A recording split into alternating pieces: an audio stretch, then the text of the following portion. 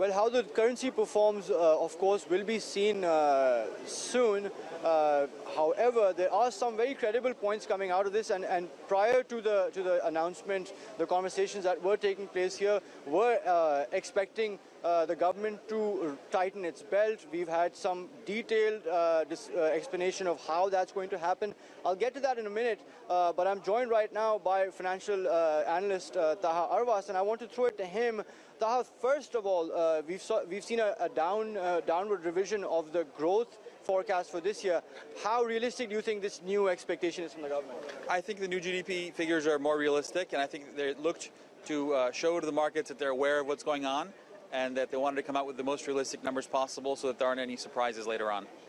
Now let's take a look at some of these steps that the government is taking to bring down its deficit. We're talking about savings to the tune of $76 billion coming from expenditures, investments, cuts in those, but then also some higher revenues. Do you think this will play a significant role in helping the government rebalance its deficits?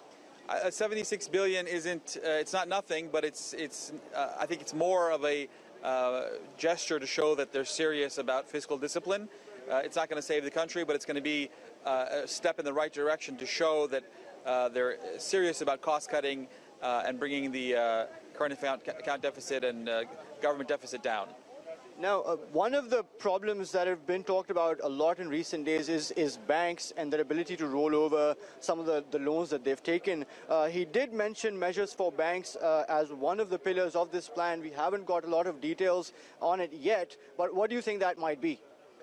I mean, there weren't a lot of specifics in the presentation. I don't want to speculate as to what they may be. I think they might be coming up with some as we speak. I mean, there have been a lot of talk about a bad bank program, about taking some non-performing loans off the table, helping recapitalize banks that might have some problems. So I'm sure these type of situations, these type of discussions are going on. I'm not sure if they've come to decisions yet. I'm sure if they had, we would have heard them. But I think that the government is aware of these things and is moving in the right direction. And then, of course, right now the focus has been on the currency and on the pressure that the lira has been under. But this was supposed to be a medium-term plan. When we've heard about plans for creating new jobs, focusing on exports, there was also mention of localizing some biotech industry. How helpful do you think those might be, and how realistic do you think these plans are given the timeline of 3 years?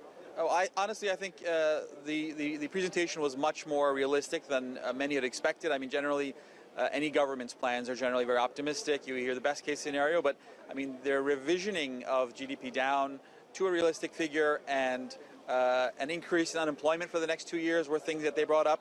So these show that they're really serious about what's going on and that they're aware of the financial difficulties that Turkey will be in the next 2 years, because the world is also entering a slump and Turkey will obviously accompany it.